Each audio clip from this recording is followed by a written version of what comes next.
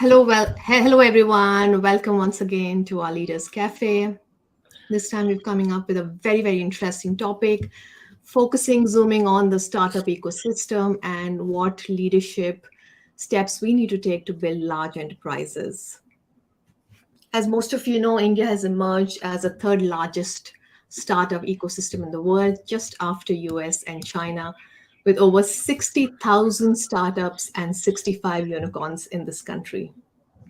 Many of these enterprises are likely to fail in the first 5 years for different reasons. And one key reason is their inability to adapt and realign to the changing environment, including the internal ecosystem. Leadership is one of the significant gap areas in a growth startups, and understanding the unique needs of a startup leader and empowering them with those crucial skills gets extremely mission critical. The traditional model of leadership was created and refined to suit the needs of large organizations, large CEOs, and in comparison, the needs of a founder, entrepreneur, CEO hired to scale a startup are very different. Growth stage founding teams hit the ground running as much of their learning and leadership is on the ground as it is in terms of the results. They struggle to let go and empower others. They underestimate the shift and the need to make an organization from a functional to a cultural aspect of the organization. In this conversation, we'll be speaking to a leading entrepreneur and founder, CEO of WeWork India, Karan Virmani, to explore the leadership journeys, challenges, and approach to becoming an effective startup leader. So before I hand this over to Karan, I do want to introduce Karan Virmani here with us. Thank you so much for taking out the time, Karan. Karan's been the heart of flexible workspaces in India, both as a pioneer and as a leader in this space. With Karan at the helm, WeWork has experienced tremendous success in the last 5 years, has grown to over 6 million square feet of space across 40 locations, a profitable growth despite the industry slowdown. Karan has made it WeWork's mission to create a world where people work to make a life, not just a living. With 70% global Fortune 500 occupancy in India, the brand is helping shape the future of work by transforming workspaces into dynamic environments for creativity, focus, and collaboration. As a leading voice in the current crop of dynamic young leaders in the country, Karan's entrepreneurial zeal and passion for the startup community has also helped position WeWork as a launchpad for other entrepreneurs willing to dream big. Karan is a firm believer in WeWork's core mantra, which states that one joins as an individual me, but ultimately becomes a part of the greater we. Your ambition, Karan, is not just to redefine workspaces, but revolutionize how India works. And your love for sustainability has allowed WeWork to maximize the company's effort to create spaces that are environmentally friendly. For you, creating a workspace is not only empower members physically, but also mentally, which is extremely crucial. Throughout your tenure, Karan has been bestowed with many prestigious awards, including being part of the Forbes 30 Under 30 Asia list, GQ's Most Influential Young Leaders, and Gracia's 2020 Cool List. Welcome to the Leaders Cafe, Karan. Thank you, Sandra, and thank you for that lovely long introduction. I need to probably speak to my team to see how we can shorten that a little bit. I may have added some more. I'm sorry. Okay, no problem. So, Karan, I know Uh, you're joining us from fresh from a week-long Diwali break that WeWork announced for the second consecutive year, if I believe. That's right. We do this, during Diwali. So it actually starts off by this annual Diwali party that we actually have for all of our employees. So it's the one time in the year where all of our employees from every different city in the country, actually we fly them down, to Bangalore, and we have this massive Diwali party, which is a huge WeWork India tradition, and most people, everyone I know, looks forward to it. and then post that, it's usually like the weekend before Diwali. So post that we give this long extended break, kind of clubbing the weekends and the entire week together, so people can actually plan a good holiday. And we've been doing it actually, for the last 2 years, and it's something that people really value. And we see that once people actually come back from this break, it's just like a completely different energy. Everyone is super energized to end the year off, and enter the last sort of like quarter strong. It also tends to be the time period where we have a lot of openings, so a lot of new building openings. And this is the first time after sort of like 2 years where we're seeing a big expansion. So it's an exciting time. So I needed all my employees to be well rested before they got to work. And that's a good and smart strategy. Feed them up, excite them, and get them fully charged up for the next goals. I can see Yeah. in the chat your team is already talking about is the party of the year everyone looks forward to. Yeah, I mean, this year we ended at like six, I think 5:30 or 6 in the morning. So we're like a pretty young company, so it's always fun. Yeah, yeah, it's work and play together, right? Yeah. Beautiful, beautiful. And I also know in terms of business, this has been a great year for WeWork India too. The company's turned profitable in quarter one. You're Yeah. looking at something upwards of 1,000 crore revenue this year. So it must be exciting times as leaders for you as well. Tell us about Yeah. your leadership journey. Um, so I mean, it's always good when I'm actually a little bit on the opposite side. I actually love it when things are not going as good and when there's a lot of problems to solve. I think that's where I tend to kind of excel. But, I think 2 years of facing COVID, a lot of challenges that came with it, and we've been around only for 5 years, and in 5 years we've actually seen a series of really like headwind type of events that have happened for us in a short period of time. So it's kind of refreshing to have one year where everything is actually going good, and the business has seen a huge uptick. The resilience built in the team over those those large challenges in the last 5 years is really kind of coming to light now. And we're seeing the advantages of it, and all of the kind of hardened bones, and all of that we've been able to create over this last 5 years. And yeah, we've been profitable for the last 12 months now, and we've also seen revenue grow almost 70%. Mm. So I think, like, that momentum, and coupled with the morale of all of our employees being really high, it's just like a huge momentum in the business currently, which we're enjoying. Yeah, yeah. And and in those 2 years that you talked about, those challenges, of course, you had double whammy. You were also in an industry that hit you most in a real estate space, in a work sharing space. With Yeah. COVID lockdowns, your business was kind of the entire industry, real estate industry was hit bad. But I also know one thing. I had been interacting with you in those 2 years, and what I admired was the level of resilience behind the screen. And I wouldn't say you displayed, you just had that in you innately. And one of the question I had, there were huge stakes. Mhm. With the uncertainty, had no idea when COVID's going to end, no idea what's going to happen after COVID, how world was changed. How did you manage that sense of, equilibrium where you Yeah. didn't panic, you didn't freak out as a leader? What were some things you were doing that helped you at that time?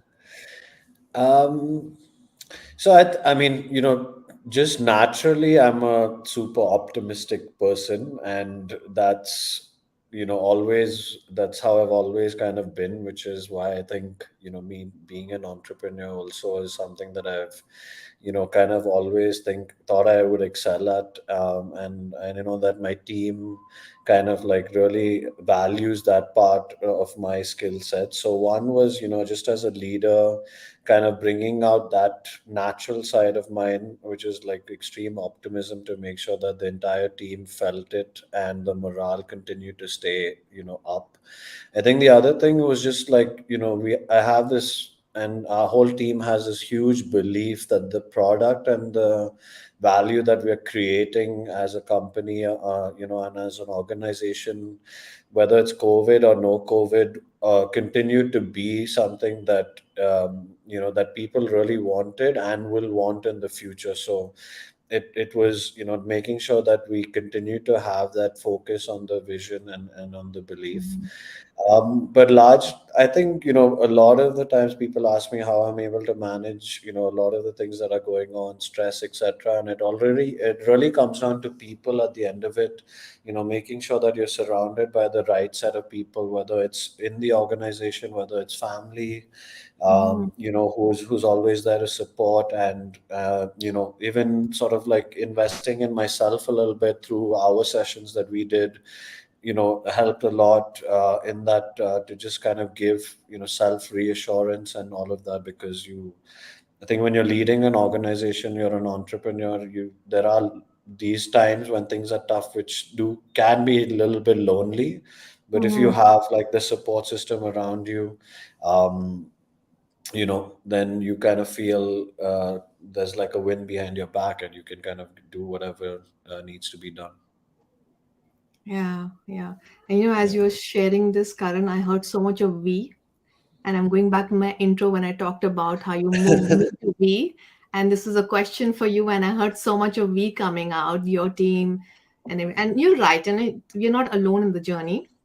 So people Yeah. around you do matter, but this is something that you're living by also, sharing that credit with the team.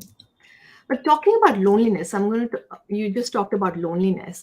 In the words of Gary Vee, what he says is it's lonely at the top. And if you don't like that, then you don't start a company. What's your opinion Yeah. to that? And how would you address loneliness at the top? I don't think that's actually true.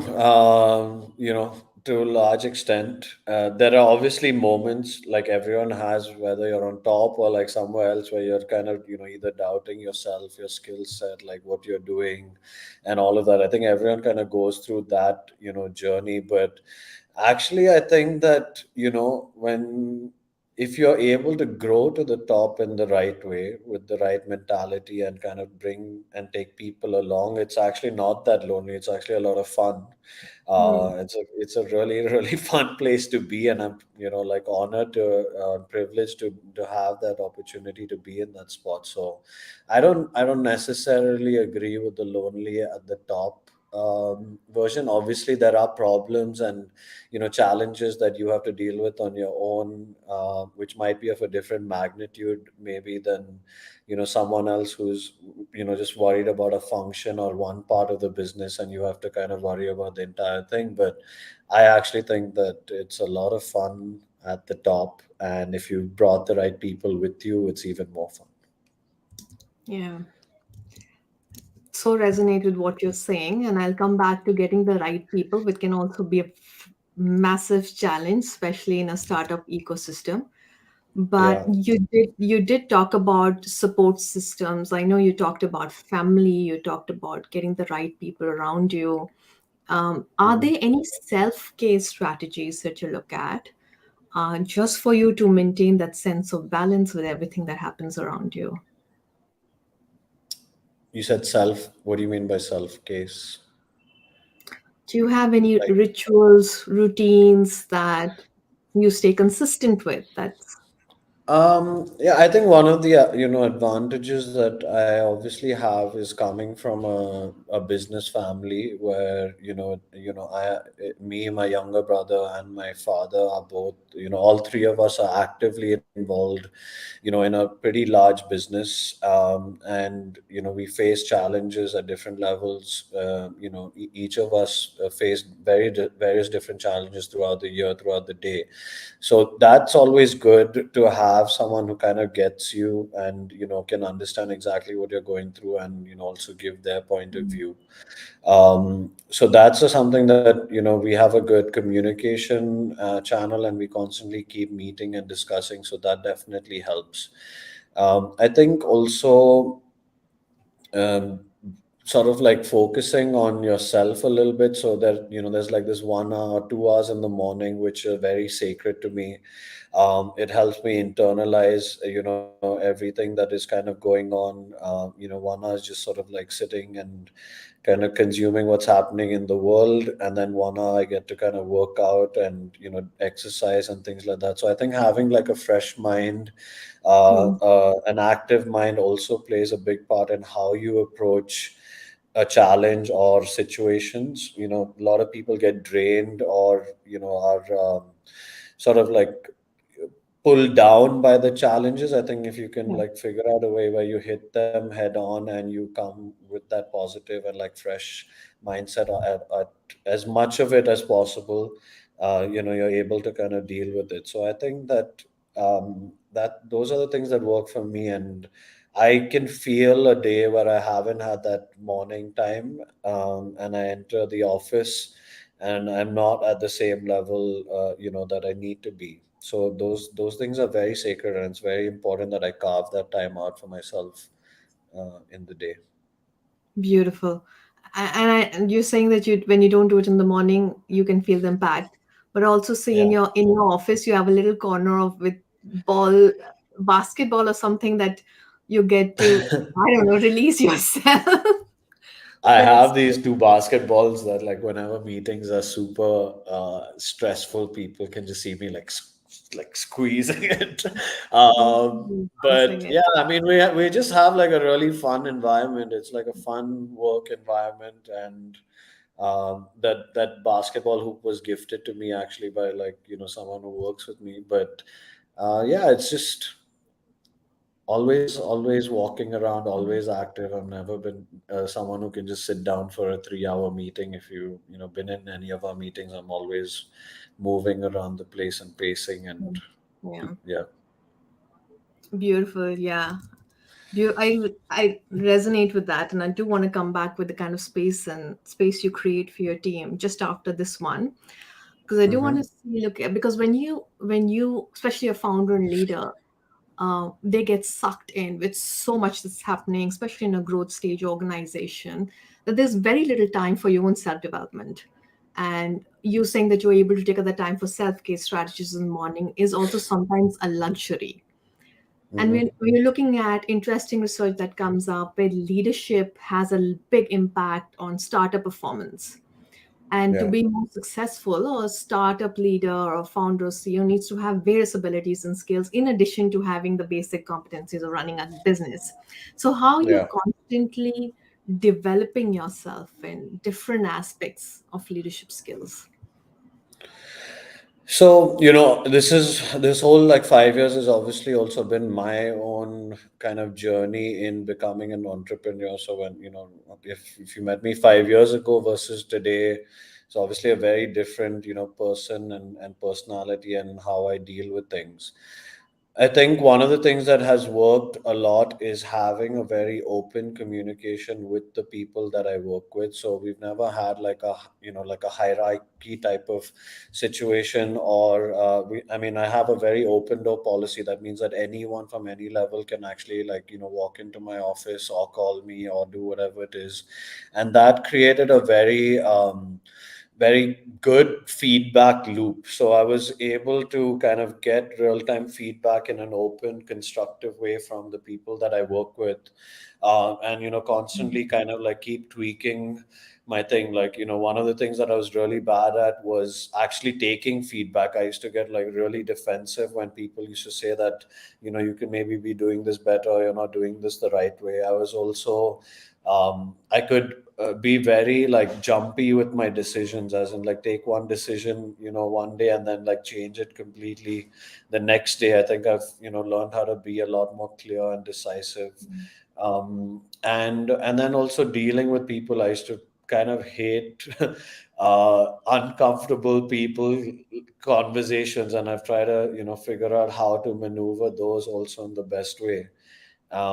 So those are like few things that have come through feedback that my team has given, either in one-on-ones or I have sort of opted for like a 360-degree review of myself almost like every year or every 2 years, where like it's anonymous and it goes out to like 16, 17 people in the organization, and I get that feedback. So there are these feedback loops and this environment that I've created that allows that to happen. And then also consciously, I think, as not just for me, for all of our leaders, I kind of push the need to either find a coach or find someone that they can develop their leadership skills with, so that together as an entire executive leadership team we actually grow and we're not in the stagnant space. Hmm. um, yeah, so I think like those are the few things that have helped me at least, um, Yeah. kind of improve as a leader. Yeah, yeah, absolutely. And I'm just kind of looking at the notes, and I think Mega resonated what even I was feeling. Beautiful on how taking feedback is tough at all levels, but one can ace this as this is a critical for a successful leader. So amazing, Karan Virmani. So just got that comment from there. And I second that. I said it's always difficult to receive feedback, but it takes a lot of courage to publicly acknowledge the benefits of that Yeah, feedback. So, you talked about your 5 year journey. 5 years ago, I was very different. 5 years now, I'm more evolved as a yeah, leader.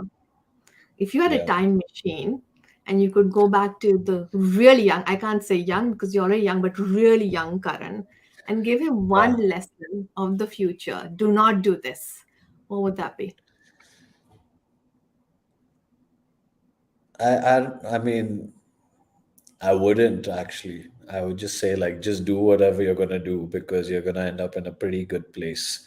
Um, I think one mistake that I would have maybe made, like been a little more conservative in my at least like growing the business journey, would have been on headcount and like being a lot more conservative on headcount early on. The need for like just hiring people just for the sake of it.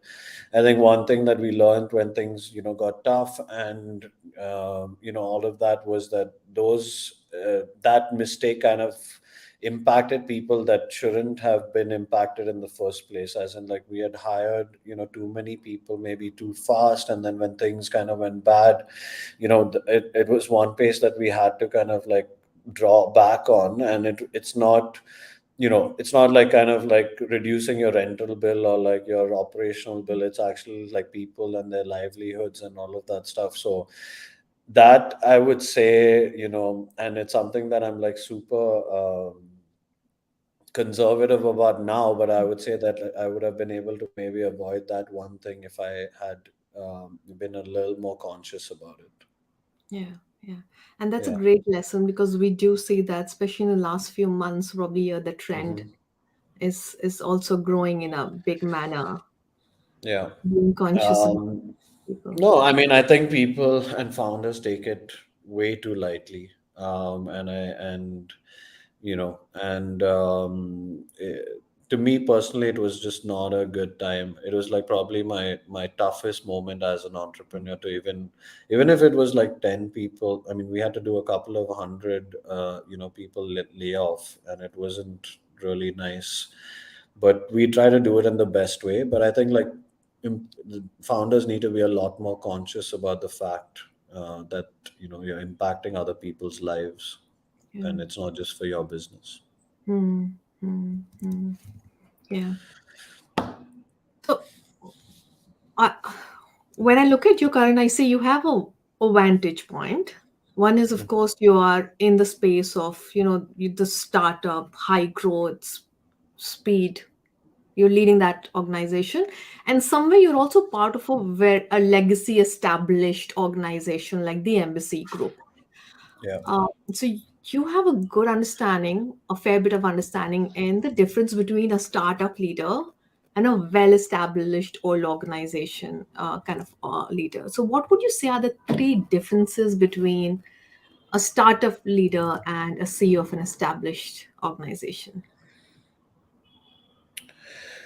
Um, I think that, as a startup leader, you have to very quickly learn how to deal with people from a ground level to, executive leadership level in a span of like a few years versus in a large organization. At least if you're at the top level or, kind of running that business, you really have to deal with these really seasoned, professionals who have been around for like, 20, 25 years, who kind of know exactly what they're doing. It's a lot about more about tweaking and making sure things are actually running in line versus building and like putting things together and figuring out how to make mistakes quickly and learn from that, and also inspire people to join a journey that doesn't have any track record or doesn't have any like type of assurance that it will even be around for the next year or the year after that. So I would say that as a startup leader and in that mode, you kind of have to, when your early leadership team is really young, it's people who are just hustling. It's sometimes a lot, your friends, or people who you've known, are comfortable kind of like working with and starting this journey, and then very quickly, some of those people and some of that team comes with can grow as quickly as you and as quickly as the organization can, and then some people can't, and then you have to kind of bring these leaders or these other people on board who know exactly what they're doing or have done it before in the past to kind of help accelerate the entire journey. So I would say that to me is probably the biggest difference, because you have to inspire these people. You have to make sure that they know exactly what they're going to be doing. They have their own expectations, and how do you kind of share the whole journey with them versus, like, I think in a set organization you are dealing a lot more at a large operational level, with people that you can kind of distribute work to very easily and kind of just have to monitor, and the ability to monitor that doesn't have to be as frequent maybe as a startup organization. So yeah, those are the two differences, or like the main differences I would say between Yeah, the two. yeah. If you were given a choice to choose one, which one would you like to choose? Every time build something startup like this, the startup, it's just so rewarding. I don't know how to really like explain it. It's really, it's a high risk high reward type of thing, and yeah, there are times where it doesn't seem as fun, but like I said, I think I'll actually enjoy those times more. Yeah, um and it just gives me a lot of like fulfillment. I don't know, how else to explain it. It's like a very like emotionally filling um, type of reward. yeah, yeah. And in one way, you've kind of also shared what is one of the biggest characteristics of a startup founder is challenges. You'd say I'd rather choose something which has a lot of challenges because even though I may not like it, but it fulfills me at the end of the day. And that's Mhm. probably one of the startup leader qualities where you're looking Yeah. at what's the next challenge, what's the next problem I want to solve. Yeah, I mean, I don't know if that's like the most healthiest way to be a startup leader. And I know like most entrepreneurs probably have that and are always trying to build systems, processes, teams so that they have less problems. But I think anyone who's, and like with some amount of ambition, who's trying to build something big, once you reach a level, you're always going to be looking at like, then okay, now what's the next level, and then what's the next level, how do I keep kind of growing this thing? And each time, each level you take up, there are different challenges and different problems that come with it. Some problems you might be more prepared to solve, or and some might be Mm, completely new, and mm, entering like a new sphere of dealing with people or different environment or whatever it is. So I think it more comes from the fact that you want to continue to keep compounding and building on the foundation that you work so hard to build. And as you get to a particular size or scale, opportunities open that never existed before, never you never even kind of like thought about. So I think that gets really exciting when, like today we're sitting at this scale versus when we were just one building. The type of opportunities and things that we can do now is so much more, Yeah, which kind of becomes like this endless loop. So yeah, if you're someone that is driven by that, you will keep moving, and even if you're taking one step ahead, there's something different that's going to kind of come around the corner for sure. yeah, yeah. Yeah. So true. And I'm going to come to now a secret sauce question. And I'm sure if there are a lot of startups or to be startup leaders that are looking or who are getting into growth man, and this is the number one challenge, and we face that too, is in terms of tapping into talent or inspiring talent to stay on, attracting and retaining. Yeah. And I have, in a way, and our team kind of have, in a way, worked with the leadership team that you have. You have a leadership team that's inspired with the mission that they're running towards. There's a high sense of collaboration. And of course, there are challenges and conflicts everywhere. But there's a Mm-hmm. big sense of what I, from an outside, I feel a sense of loyalty to the purpose of we work. And Great. also to you as a leader, I have sensed Great. that. There's a sense of loyalty there. What is your secret sauce? What do you do differently that you've got this team together, fighting the cause together, and having this high sense of loyalty in a startup space, which has a lot of challenges and change?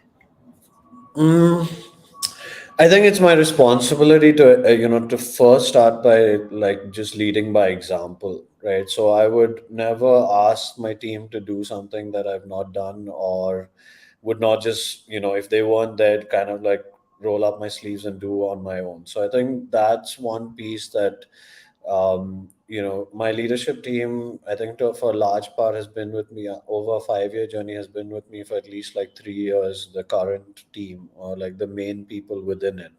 So we've seen a lot of stuff in the trenches together that has built that kind of like, loyalty and that trust.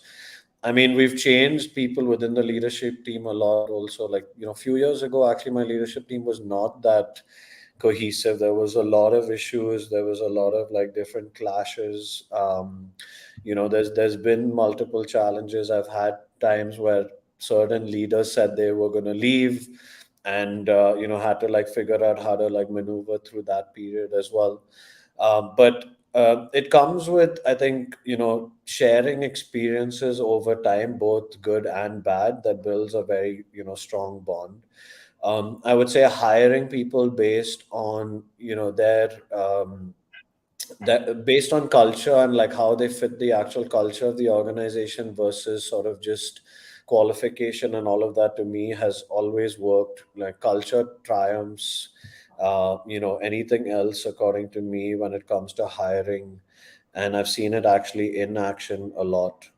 And also, I would say leaders or employees that you help grow from a smaller role to a larger role over time, and you keep rewarding them, you keep giving more responsibility, more things to do, more trust, like opening up trust completely, helps build a very very strong team, and then a strong layer under that, and it creates this kind of almost like a ladder approach that if you've reached this level, then you build your second layer to the level that you are at right now, so that you can move up the ladder to the next level. And that allows, like, one, the entire organization to grow from ground up. It allows leaders to continue to take bigger challenges, bigger responsibility, because at the end of the day, they are also driven by some purpose and some Yeah. cause. And then when you go through challenges or good times, you kind of do it together, create an environment that is very much like a second family. That's what I try to do, and I think that also comes from my own innate personality of just liking to treat everyone in a standard way, in like in one way, no matter what level of the organization that you are, and as one family. And I think that resonates across our organization. It's one of the glues, I would say, to the entire company. Yeah. Yeah.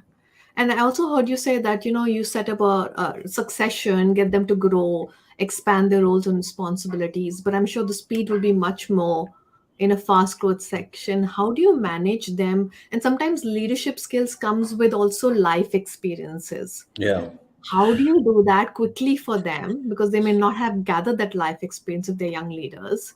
How do you yeah. upskill them so quickly? I think, everyone has a different speed, like you rightly said. You need to kind of have a little bit of patience in the process and not jump the gun a lot. But at the same time, we've always had a culture of like make mistakes, but then like either don't repeat the mistakes, or quickly learn from it and then kind of move on. And that comes with us actually giving a very high level of empowerment and ownership, to even teams at the ground level. So, the way our business is kind of structured, it's multiple buildings. Each building has multiple teams, and then those portfolio buildings kind of roll up into the entire company, and all of that. So at a building level, right down to like like to the community lead associate level, we ask those teams to treat their building like their own business. So it's like the building is like a mini business, and it's multiple businesses kind of coming together, to kind of to put together this entire thing that is WeWork India. So I think by giving that kind of empowerment, that kind of like accountability at the ground level, holding people, accountable for their goals, develops this kind of trust and ownership mentality within the organization. And so even if challenges are tough, or if we're moving at a fast pace, or we ask someone to do something that they've never done before, we take an approach of like, look, they're obviously going to make some mistakes. We're going to like help them through the mistakes. We're going to make sure that the mistakes don't repeat again. And as they do that, they develop more confidence in themselves that they can handle this newer role and newer challenge.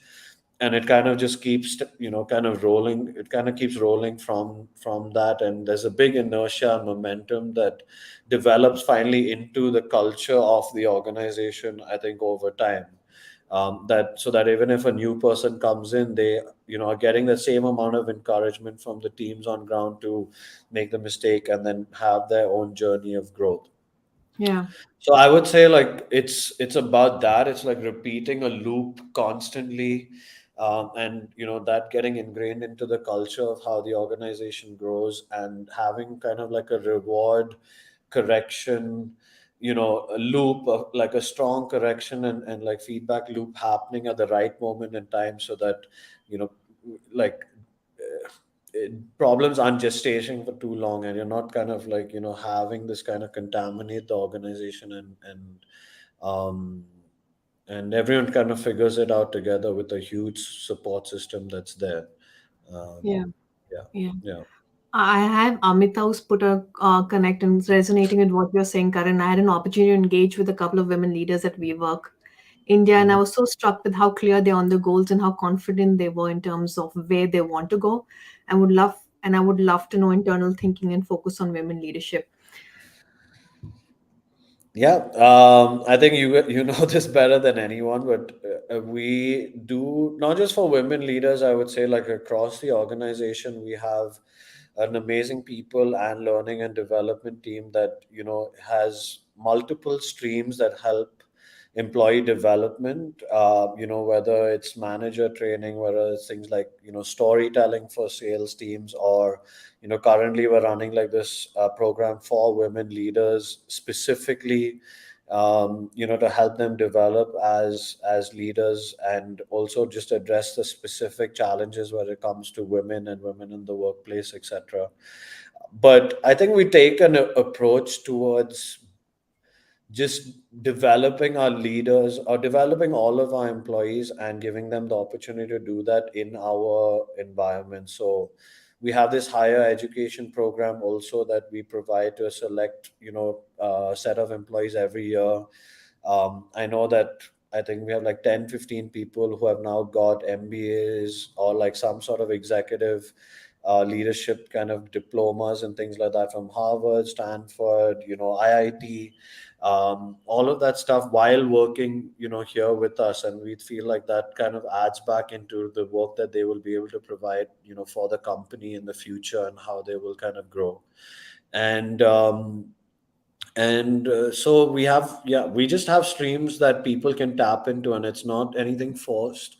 It's available, and you can, as an employee, take the conscious decision that you're going to carve out X amount of time in your week, your weekend, or whatever it is, to help yourself develop. And those tools are there. And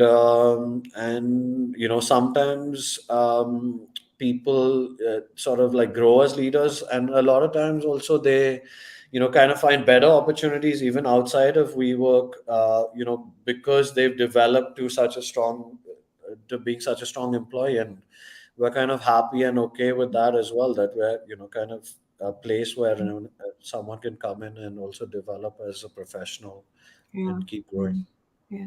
I do want to call out one thing, and you have a strong talent development, or at least you have a robust talent development process where you're constantly looking at ways. But when times were during COVID and when most organizations were cutting on training budgets as the first thing because everything was uncertain, I remember you guys were investing more in, developing and training your people. And I think Yeah. that says a lot about the focus on employee development. And I'm sure that's paying out now, with the kind of effort and time that you put during those days. Yeah. Beautiful. Now I've got something regarding what are your people you admire? So, any founders, any enterprise CEOs that you personally admire, and what kind of leadership qualities of theirs that you admire? I mean, there are loads. When you are kind of like an entrepreneur, like think about businesses in a way, you kind of see through the lines of a lot of stuff, whether you're experience a product, or whether I walk into like a Starbucks, or if I walk into an airport or whatever it is. I'm always trying to take cues of how to learn from what different companies are doing. I would say that I think that like India specific, I'm always amazed by the scale and the execution capability of something like Reliance, and what Mukesh Ambani and that entire team has been able to do. Just the vision, long term thinking, it's mind blowing to me, honestly, that someone can be so committed to a goal for that long. Something just like this sort of like 5G rollout that is happening, and Geo and all of that, I think, was a master stroke. I do gravitate towards underdog entrepreneurs a lot, and underdog type of like stories a lot. And WeWork is also in the midst of a very underdogish type of like type of story. But I would say musicians as well. People like Jay-Z, and things like that. That's also someone who I would say, like, unexpected beginnings, or not supposed to succeed and reach that level, and how you're able to do it over like a long period of time in your own style. Elon Musk, and obviously that is a very like cliche answer right now, but you can't help but not admire the kind of Vision. not just the vision, is like an audacity to do something that is like, firstly, why put yourself through it, and then it's something that is like so out of this, literally out of this world. uh, that as someone, as like one person, to take on that challenge, I think it requires a lot of, it's a different mental DNA, which I admire a lot. Yeah. Yeah. Yeah. We heard about another famous leader talking about creating a dent in the universe. I think Elon is actually on his way to create that dent in the universe. Yeah, I mean, it's like it expands possibilities, not it just for everyone, right? Like, if someone can think about that, like, then what is actually Yeah. off the table? Like, what is Yeah. really off the table? Yeah. Yeah, Yeah. that's where inspiration comes from. Yeah. Okay, I do want to catch. I'm seeing some questions come up, so let me just take those questions, and if there's any time, then I'll finish my couple that is still pending. I'll start from the bottom up. We have Vital Murthy mentioned, "Good afternoon, Karan. Firstly, congratulations on your success and good luck. A startup company led or founded by one person is different from a company founded by two people to complement with ideas and workloads. Help us with your thoughts on a startup by one founder and how to keep oneself motivated." Um, I think, like having two founders is to me like almost like a terminology, because even as a single founder you always have like a founding team, right? So you probably go into it with an idea, but you'd obviously need people to come along with you to kind of execute that. So having, whether it's two founders or one founder, just that person or those people having the vision clear, having the purpose clear, and making sure that you have the right people around you when you start is extremely important. And even if you're one single founder, as long as you have that belief in yourself, belief in what you're trying to kind of like go out and do, you will find people that also can buy into that conviction if it is actually something that is worthwhile fighting for. So I would say that it all starts with self belief, and it all starts with an idea and a vision, but it also comes from being able to kind of communicate that vision and bring people along with you. I think even before two founders decide on going on a journey, one person has an idea, the other one says, I resonate with the idea and I can help in this way, which is not a skill set that you have. And so let's together go out and build this. And I think that happens even if you're a single founder, you just find like a founding team Yeah. that, comes with you and says, like, let's go and do this. So you do need that reassurance, and you do need people to come along with you to kind of do it. And that creates your own motivation, because you have this belief. Now you have people that are also trusting you. You can see small incremental parts of the product, the idea come to life. That keeps you excited. It's always like important to keep your excitement, the next goal. Enjoy the goal, enjoy the success of, like, achieving a small milestone, and it Yeah, just builds, I think, from there. that's so true. And I think where Vital came from is how does one person take all challenges and workload? And I think, Karan, you've said You it, just can't. get a team. I Yeah, you can't to I mean, get you people. can't. Like, one person is not ever mentally, physically possible for one person to do anything. If you're like looking at something considerably big, so you can obviously cushion your team from a lot of stress, and a lot of the challenges and all of that. But at the end of the day, you do need to distribute some of that stress and challenges to other people so that it's sustainable. Yep, yep, you get your dream into reality. Yeah. Great. We have Gargi Srivastava saying, "What do you do for your mental health?"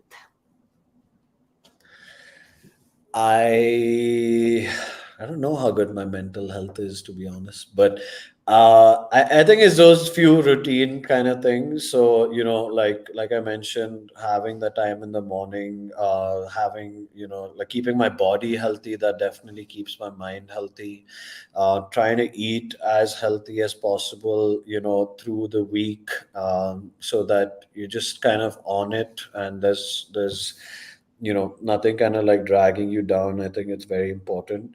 I cherish my weekends a lot, and I try to at least have a Sunday which is doing anything that I would like to do without any hassle of work and all of that coming in the way. So whether it's going and doing something outdoors on a Sunday, or just kind of vegetating in my bed and watching Netflix, um, like those, that's sacred to me. So I think that gives, you need like one reset day before you go back into the office on a Monday morning. And I've been trying to get more sleep. I am actually someone who, is like a very early riser, and usually like 5 6 hours of sleep is okay for me, but I've been trying to improve on that a little bit. And finally, just having good people around you, I think like that's just so important. A good environment and a good, like, positive energy around you at all times is super important. And I do as much as I possibly can to keep any type of negative energy away from me, or people who bring negative energy away from me, as much as possible. um, it it makes a huge difference. Yeah, yeah. Just create a net. Do not Yeah, enter. just like no fly zone for negative energy. I've got Amit Mathur who is saying, how much would you count on the human element versus processes? Processes do fail, and if your team is not wired to retrieve a situation, things can go down pretty fast. How do you build this balance? I mean, it starts with people, and people build people build the process. So, and obviously, new people that enter bring better ideas and better additions to the process. So, I think you obviously start with people, and the goal is to constantly build process and keep incrementally, making sure that the process is getting to a point where it is not people dependent. But I do think that, fresh people, new people into the same problem or processes actually helps you bring new ideas from different experiences that they've had, which you probably, maybe wouldn't have had just being in the same, like if things were sort of status quo. So I think it's also important to bring new people into the same roles. It's important to move people from certain roles into other roles so that they can, take learnings that they've had and maybe improve another part of the business. And then finally, those people have to build process to be able to, operate at scale. You can't do the same thing if you're like, for us, if you're one building versus like 100 buildings. You have to have some process that, once an idea is generated or we have a change in the process, there's a way that it actually translates, all the way to the ground. So I would say people first, and then process second. But you do need a good balance of both. I don't think like it's one or the other. Yeah, So, yeah. And I do want to add this bit to your question as well, Amit. I think human versus processes, the culture plays a huge role. If the culture creates a space of openness and authenticity, then even if processes break down and there's conflicts happening, if you feel safe enough to have that conversation and be vulnerable, I still feel you can maintain that balance by creating that safe space of speaking up and sharing and yeah. discussing. I mean, I think one thing that, doesn't fit into this conversation, which should in today's world, is actually technology, right? And we just sort of like assume that it's like people and just process that, is needed. But I think in today's world, every organization or any person should be approaching most problems with, a way to kind of leverage technology also to make that entire thing kind of like extremely smooth and efficient, right?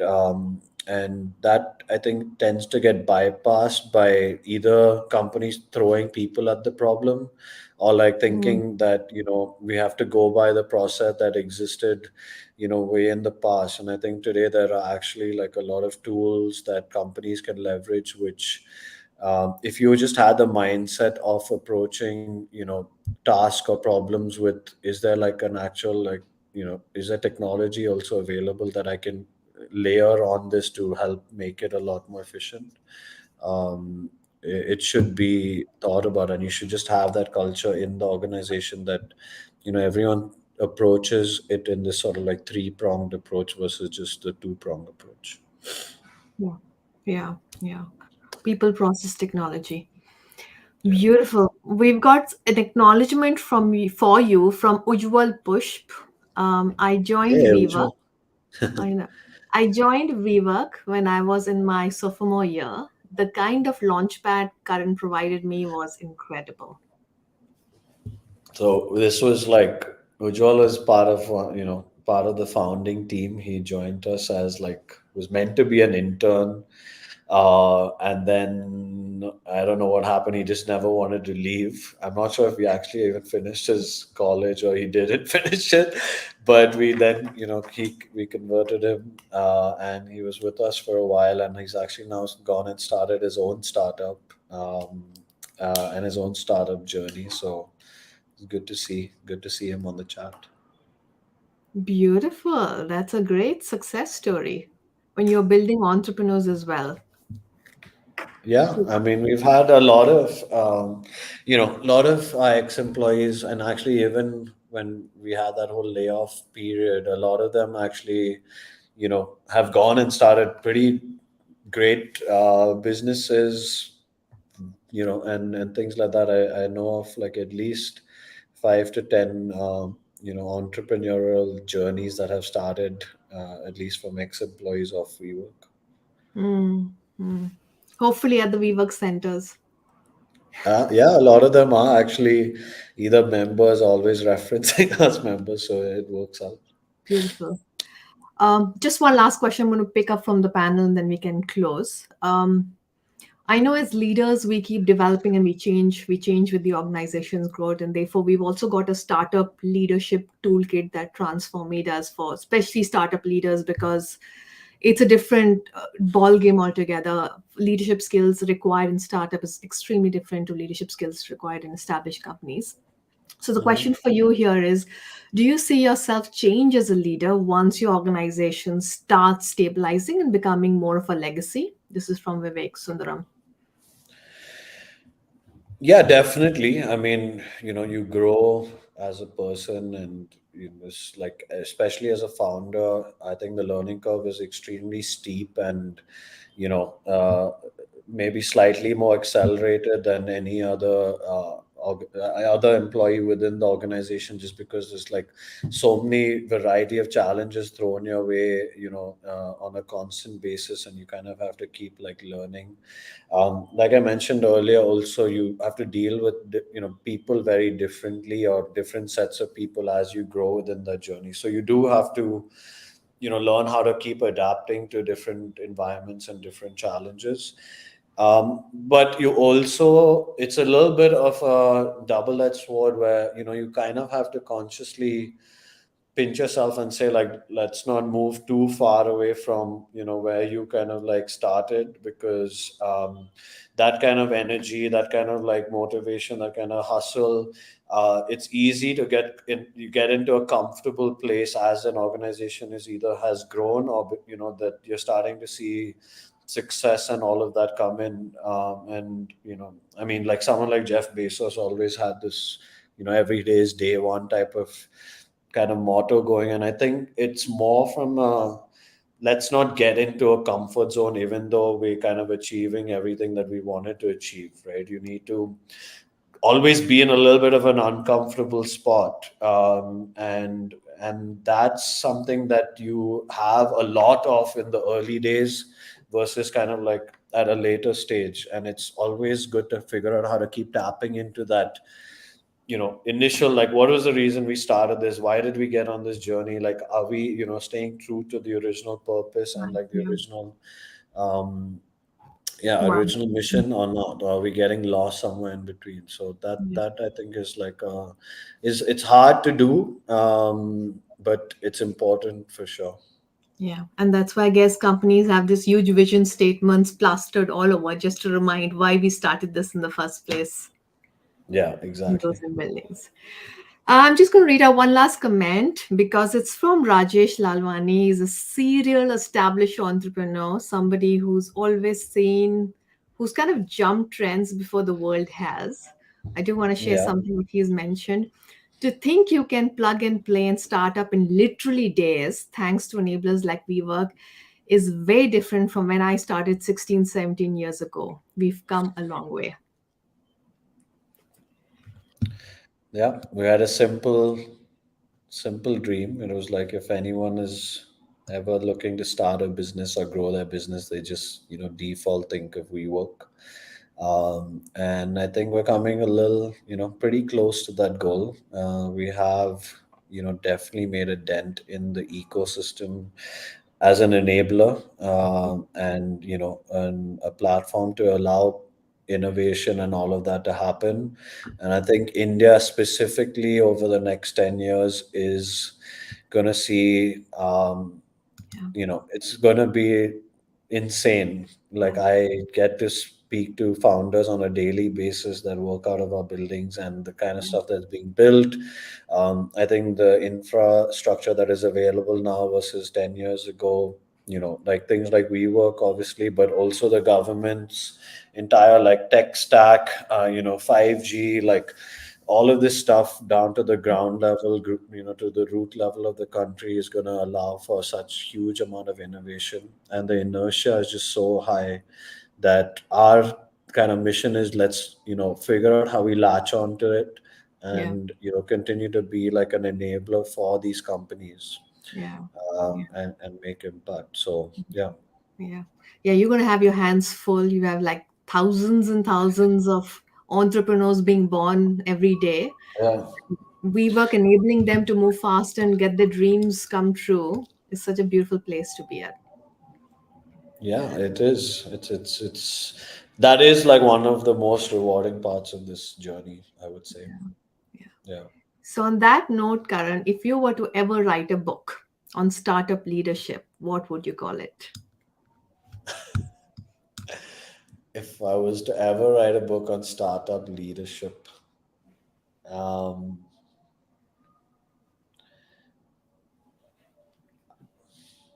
I don't know. I would say, um, I don't know if it's like a really like title worthy, but I would say like jump off the cliff and then figure out how to build the plane, or like figure out how to build the parachute. One of the two. Just take the leap, and everything will, kind of figure itself Beautiful. out. Beautiful. One of my favorite books is Feel the Fear and Do It Anyway. Yeah. It's So that's pretty it. close. Like, I think most entrepreneurs get killed at the idea stage because they think either it's too ridiculous or like, how will I do it? And I think it just requires taking one step at a time. So you kind of have to take that first jump off the cliff for sure, and then figure it out. Beautiful. On that note, ladies and gentlemen, that's Karan Virmani. Thank you so much for sharing your insights and challenges and tips on how to build a strong enterprise. Wishing you and the WeWork team all the best on the next Thank decade you. and many more decades. Thank you so much for spending the time, and thank you everyone for being there and participating with us so religiously. Good day, Thank you so much, everyone. Sandra. It was a lot of fun. See you guys. Bye.